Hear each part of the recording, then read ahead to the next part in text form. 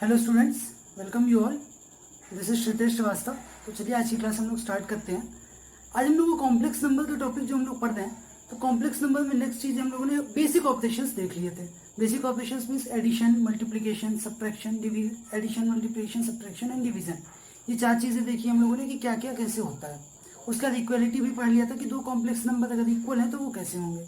अब एक टॉपिक हमारा आता है जो आज हम लोग स्टार्ट करने वाले हैं, that is conjugate of a complex number. Conjugate का मतलब क्या होता है इसको समझते हैं सबसे पहले। तो चलो, तो कॉन्जुगेट का मतलब ये हुआ, एक अगर हम लैंग्वेज में लिखें, ठीक है, तो सिंपल सी बात होगी कि let z is equal to a plus i b a complex number. ठीक है, अगर बहुत छोटी सी चीज है, बहुत कोई कॉम्प्लिकेशन नहीं है, सिंपल सी चीज है। कॉम्प्लेक्स नंबर है क्या, z is equal to a plus i b, जो जनरल रिप्रेजेंटेशन हम लोग करते हैं। तो यहां से हम क्या बोलेंगे, then conjugate of z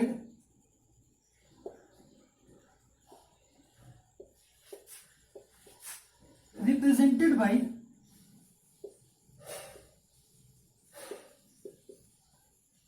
z bar. ठीक है, z के ऊपर इस तरीके से हम डैश एरो लगा देते हैं और फिर इसको बोलते हैं z बार। ठीक है, तो z बार से रिप्रेजेंट होता है क्या, कॉम्प्लेक्स नंबर का कॉन्जुगेट। z का कॉन्जुगेट क्या होगा, z बार। ठीक है, is defined as z bar is equal to a minus i B.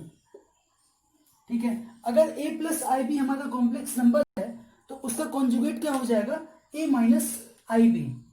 मतलब क्या हो रहा है, अगर ध्यान से देखो तो रियल पार्ट जो है कॉम्प्लेक्स नंबर का वो सेम है, बट जो इमेजिनरी पार्ट है उसका साइन अपोजिट हो गया है। दैट मीन्स कि हम ये भी बोल सकते हैं कि अगर हम किसी नंबर का कॉन्जुगेट लिखने वाले हैं तो करना क्या होगा, रियल पार्ट को एज इट इज लिख दो और जो इमेजिनरी पार्ट है उसका साइन चेंज करके लिख दो। तो हमें क्या मिल जाएगा, हम लोगों को कॉम्प्लेक्स नंबर का कॉन्जुगेट मिल जाएगा, z बार, जिसको हम लोग रिप्रेजेंट करते हैं। अगर हम लोग को एग्जांपल से देखें इसके लिए, ठीक है, छोटा सा एग्जांपल ले लें कि हमारे पास क्या है, z की वैल्यू है 3 माइनस 4 आयोटा। ठीक है, अगर ये है z is equal to 3 minus 4 iota, then z bar जो होगा वो क्या हो जाएगा, देखो सिंपल सी बात है, क्या मैंने वही अभी बोला कि जो साइन लिखा हो रियल पार्ट को तो एज इट इज रहे तो 3, जो इमेजिनरी पार्ट है यहाँ पे क्या, इमेजिनरी पार्ट -4, साइन चेंज करेंगे तो क्या आ जाएगा, +4। तो ये 3 + 4 आयोटा हो जाएगा क्या, z बार की वैल्यू। ठीक है, ये हमारा एग्जांपल है छोटा सा। अब इसके बाद हम लोग क्या पढ़ने वाले, देखो कॉन्जुगेट की कुछ प्रॉपर्टीज होती हैं, कुछ स्पेशल प्रॉपर्टीज होंगी कॉन्जुगेट की। तो वो प्रॉपर्टीज चलो देख लेते हैं कि क्या प्रॉपर्टीज होल्ड करती हैं। ठीक है, तो प्रॉपर्टीज के ऊपर आए तो जो फर्स्ट प्रॉपर्टी है हमारे कॉम्प्लेक्स नंबर, किसी भी कॉम्प्लेक्स नंबर का कॉन्जुगेट हम निकालें तो पहली प्रॉपर्टी है, कैसे हम लोग उसको लिखेंगे। मान लो मैंने क्या किया, एक z कॉम्प्लेक्स नंबर लिया है।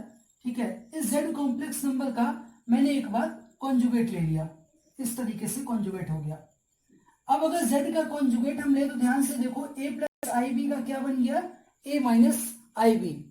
अब इस a माइनस आई बी को अगर एक बार और कॉन्जुगेट ले लो, मतलब a माइनस आई बी का कॉन्जुगेट, तो ये क्या बन जाएगा, माइनस साइन बन जाएगा प्लस।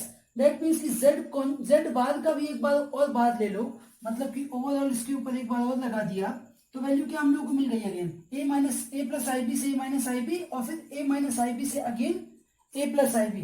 तो z बार का बार जिसकी वैल्यू क्या होती है, z ही होगी। ठीक है, कॉम्प्लेक्स नंबर जो z है यही वैल्यू हो जाएगी z बार के ऊपर, अगर हम लोग अगर ऑपरेट करते हैं इस चीज को। तो दूसरी बात, अब स्टार्ट करते हैं किससे, एडिशन से।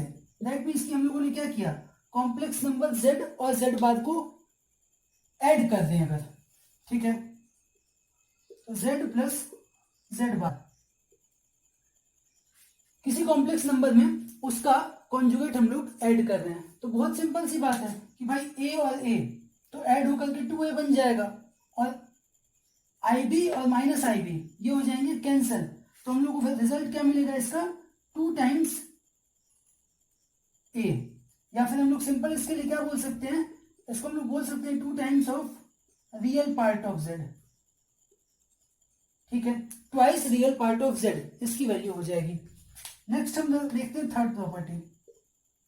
तो थर्ड क्या है, उसके बाद एडिशन के बाद क्या होता है, सब्ट्रैक्शन करेंगे। तो सब्ट्रैक्शन मतलब z माइनस z बार।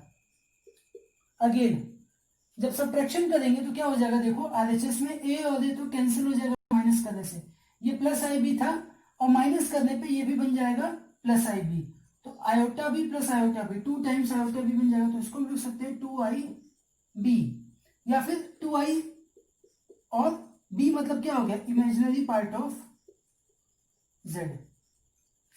ठीक है, ये हो गई हमारी थर्ड प्रॉपर्टी। इसके बाद नंबर क्या आता है फोर्थ का, कि मान लो कभी हमारे सामने एक ऐसी इक्वेशन आ गई जहां पर लिखा हो कि कोई कॉम्प्लेक्स नंबर और उसका कॉन्जुगेट दोनों इक्वल हैं, दैट मीन्स कि z अगर इक्वल हो जाए किसके, z बार के,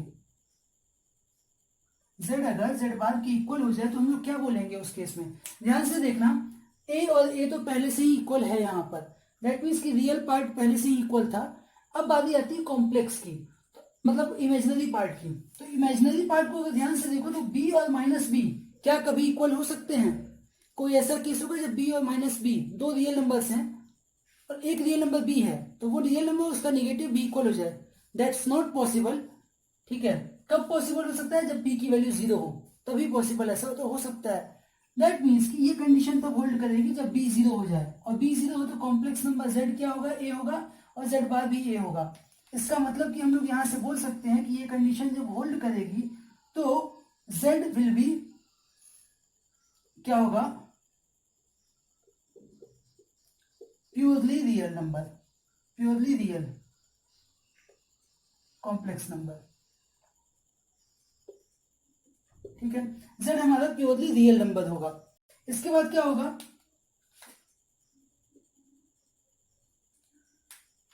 यहां से अगर देखो तो z is equal to Z bar का मतलब क्या होता है, z minus Z bar is equal to 0। अब अगर z प्लस जेड बार अगर 0 हो, मतलब कि z की value minus of Z bar हो जाए, कॉन्जुगेट और ओरिजिनल कॉम्प्लेक्स नंबर दोनों एक दूसरे के अपोजिट हो जाए, तो क्या होगा,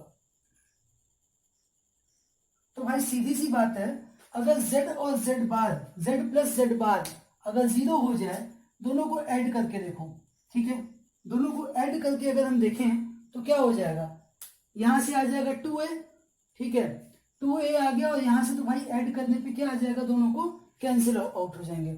ठीक है, z plus z bar is equal to 0 अगर हो जाए तो यहां से हम डायरेक्टली बोल सकते हैं कि z जो है वो प्योरली इमेजिनरी नंबर होगा। ठीक है, प्योरली इमेजिनरी नंबर हो जाएगा z प्लस जेड बार अगर 0 हो जाए तो, या तो मतलब z is equal to minus Z bar हो जाए तो z is purely imaginary complex number. ठीक है, ये हो गई हमारी फिफ्थ प्रॉपर्टी। तो आगे बढ़ते हैं। अभी तक हम लोगों ने क्या किया, कॉम्प्लेक्स नंबर और उसके कॉन्जुगेट को ऐड कर लिया, सब्ट्रैक्ट कर लिया। ठीक है, उसके बाद फिर एडिशन सब्ट्रैक्शन के ऊपर थोड़े से और चीजें देख ली क्या हो रहा है। तो अब क्या करने वाले हम लोग, चलो मल्टीप्लीकेशन करते हैं। ठीक है, कॉम्प्लेक्स नंबर z और z बाद का मल्टीप्लीकेशन करके देखते हैं कि भाई क्या रिजल्ट आ रहा है। तो जब हम मल्टीप्लीकेशन करेंगे, ये होगी प्रॉपर्टी नंबर 6। तो z इंटू जेड बार मैंने लिखा यहां पर, ये क्या होगा, z इंटू जेड बार का मतलब होगा, ध्यान से अगर हम देखें तो ये होगा, थोड़ा रफ में हम इधर कर लेते हैं, चलो इस चीज को, a प्लस आयोटा बी और a minus iota b, multiplication हो जाएगा दोनों का। ठीक है, और जब मल्टीप्लाई करेंगे तो a plus b a minus b से ये बन जाएगा a square minus i square b square, और आई स्क्वायर क्या होता है -1, तो माइनस के साथ ये बन जाएगा +1।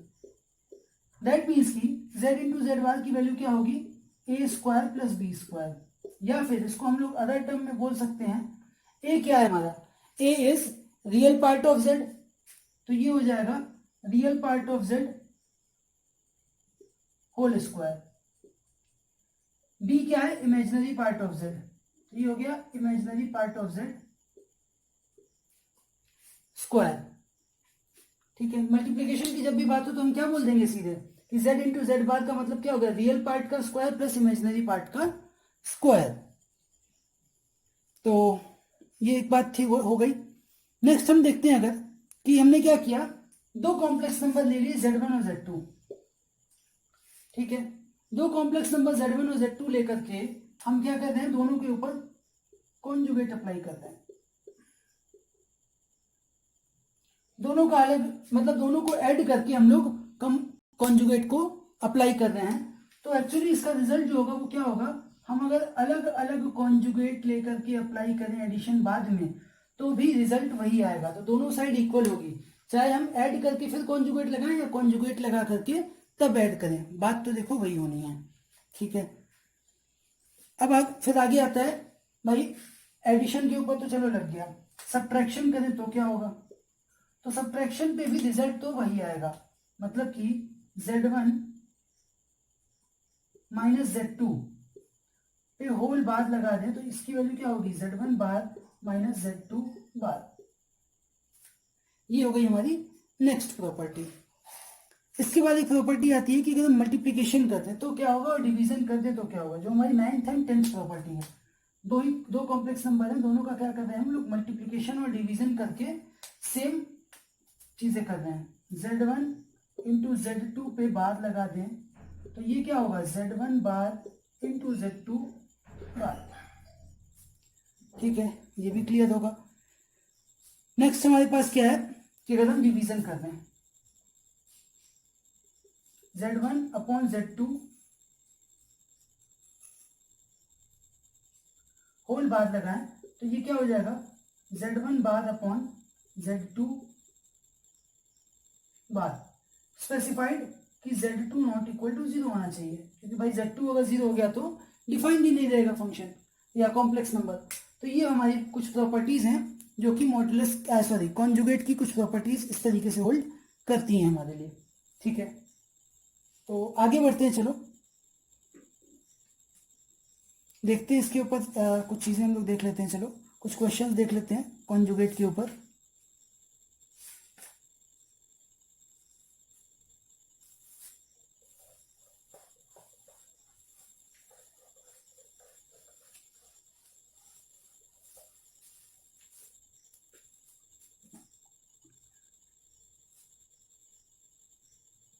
जैसे कि क्वेश्चन देखो हमारे सामने गिवन है, find real values of X and Y. Question है find real values of X and Y for विच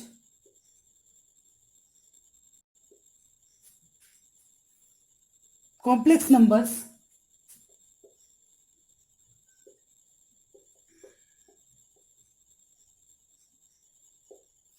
क्या क्या है हमारे पास, देखो -3 plus I X square Y,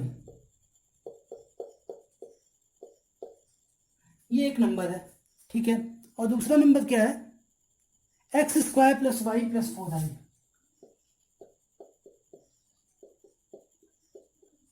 ये दोनों नंबर के बारे में एक बात बोली जा रही है कि ये दोनों एक दूसरे के कॉन्जुगेट हैं और हम लोग को फिर एक्स और वाई की वैल्यू बतानी है।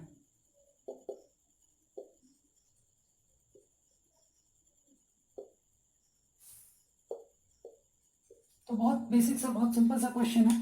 कॉन्जुगेट के बाद देखो बहुत ज्यादा बोर्ड लेवल पे कॉम्प्लिकेटेड क्वेश्चंस बन भी नहीं सकते हैं। जो प्रॉपर्टीज है बेसिक, वो प्रॉपर्टीज के ऊपर कुछ कभी कभी क्वेश्चंस अगर आ गए तो ठीक है, अदरवाइज तो बहुत आसान होते हैं। कैसे करेंगे देखो इसको, अगर कॉन्जुगेट हैं तो हम लोग मान लें कि चलो क्या है हमारे पास, एक कॉम्प्लेक्स नंबर है -3 plus I X square Y. ठीक है, ये एक नंबर हमारे पास आ गया। और दूसरा नंबर एक्चुअली क्या है, दूसरा नंबर क्या है, x square plus y plus 4i।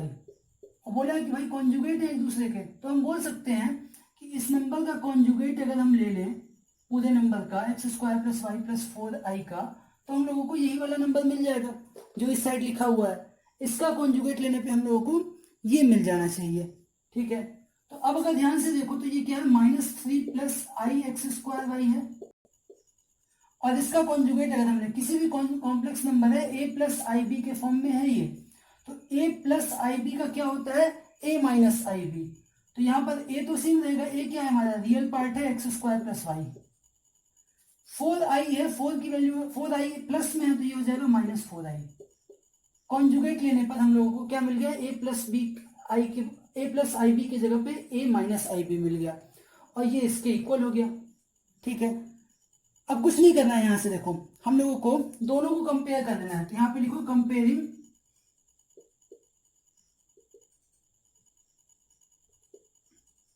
Real parts and imaginary parts both sides.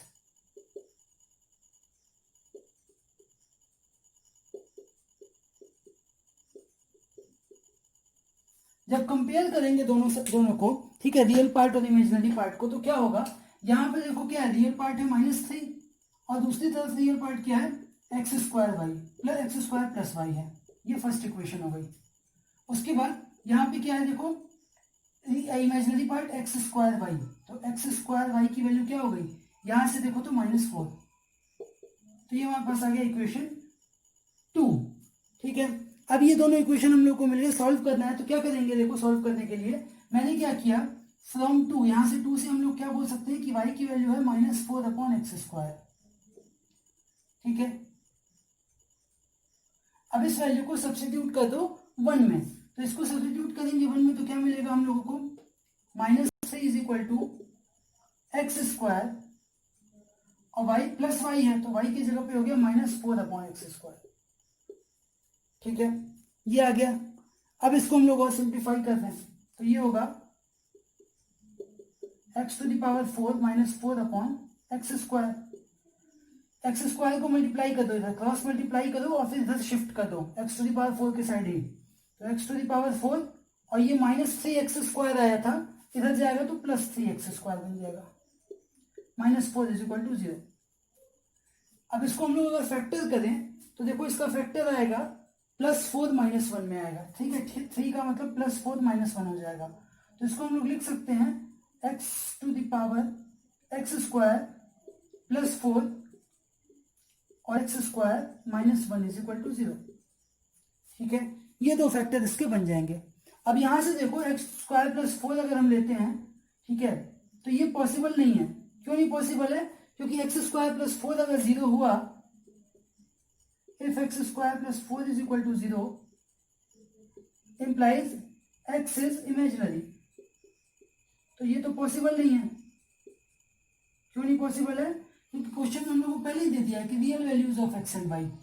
ठीक है, तो ये हमारा हो गया एलिमिनेट। जब ये एलिमिनेट हो गया तो इससे हम लोग को क्या मिल जाएगा, दैट मीन्स कि x² -1 होगा 0 और यहां से हो गया x² की वैल्यू 1 और x² अगर 1 है तो और हम लोग क्या बोल सकते हैं, x क्या है +-1, तो x की वैल्यू क्या आ गई +1 एंड -1। तो +1 अगर हम लोग रखें यहाँ पर, x² की वैल्यू देखो +1 रखो या -1 रखो, भाई ये तो क्या आएगा, x² आएगा 1 ही आएगा। x² जब 1 ही आएगा तो यहां से हम बोल सकते हैं y = -4/1, दैट मीन्स -4। तो दो नंबर्स हमारे पास क्या क्या, दो वैल्यूज क्या क्या आ गई, x की वैल्यू आ गई 1 +-1 और y की वैल्यू आ गई 4। ठीक है, दैट मीन्स कि हम बोल सकते हैं कि x = 1 एंड y = -4 एक सॉल्यूशन है, और x = -1 एंड y = -4 एक सॉल्यूशन है। ठीक है, तो ये हमारे पास दो सॉल्यूशन आ गए, x = 1 एंड y = -4 और x = -1 और एंड y = -4। ये हमारा था कॉन्जुगेट के ऊपर एक क्वेश्चन।